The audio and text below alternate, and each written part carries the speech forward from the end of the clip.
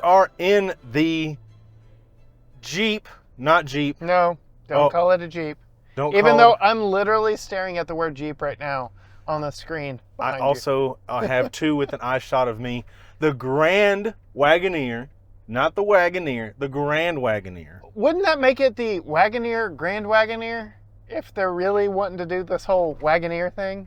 Anyway, we're in this big hunk of a car. This is the Series 3, the highest series. Obsidian. The Obsidian, which is basically the midnight blackout package. This is an incredible vehicle if you are this type of shopper. I'm not really enthusiastic about the ultra luxury market.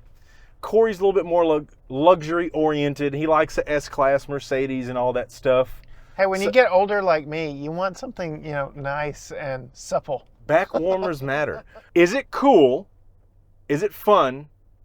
And do we think it's worth the $114 and some change build price for the Series 3 Obsidian 4x4 non-L with a couple of option boxes checked? You can get the Series 3 Obsidian L over $120,000 if you check all the boxes. Back to, is it cool? I mean, they got Derek Jeter driving one on TV during the World Series. I have no idea who that is. My heart. I'm not a Yankee fan, but he's a legend. They definitely put the money on the inside. This is an interior first design, and they kind of made it Jeepish. They kind of made it super luxury. It's not quite going toe-to-toe with Cadillac. It's cool. How many displays are in here? 8 different screens between the 3 I have back here and the 5 you have up there. And a heads-up display. Yep. Well, so there we go. 9 screens if you count that one. Yeah, 9 displays. Displays on displays, which at this price point, the way they have them laid out is pretty cool because your passenger seat can operate the yell at the children mode, where you can zoom in and see on camera, top-down camera, what those youngins are getting into. On the center stack right here, you have your audio, your maps, whatever you want to do that your primary displays usually do. You have a smaller display under that for your HVAC, your seat controls, all sorts of comfort items.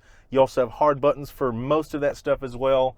And then straight down the center here in the gauge cluster, you have another myriad of different things that you can have displayed. So when you're going on a long road trip, you can set the kids up to watch something. Yep. And then you don't have to flip through a bunch of menus. You can pretty much have it all laid out here in front of you and just leave it up, leave it running. And then both back screens here could be watching something separately.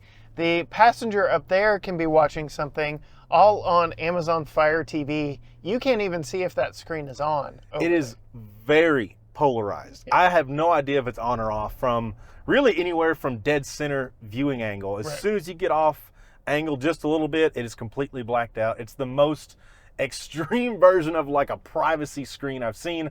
I'm sure they had to do that to get around it, being in the front like this for federal regulations.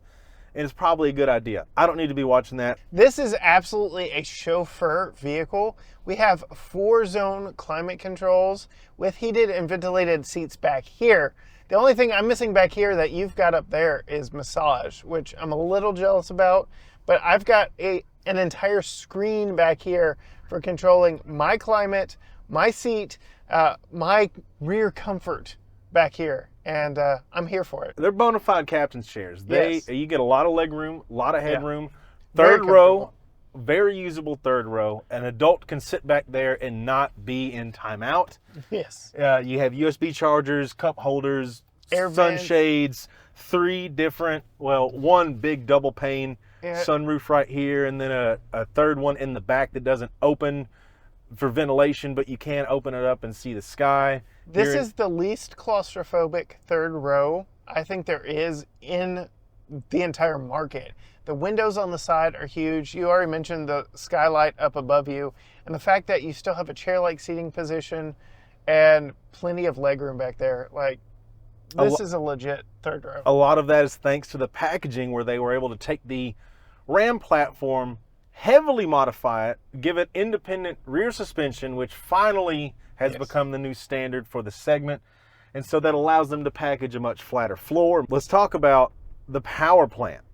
Because if you want to motivate a over 6,000 pound vehicle, you need a good bit of power and torque and a good transmission to go along with it.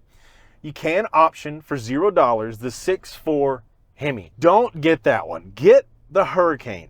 510 horsepower, 500 foot-pounds of torque, and a twin turbo inline 6, very smooth, pretty responsive. You have to wait for some turbo lag, but this isn't a sports car. We just need to be able to get on the throttle, build up some smooth power, get where we want to go without being dangerously slow. And this thing in sport mode, it's actually pretty quick for the size and the aerodynamics of the vehicle, of the house on wheels.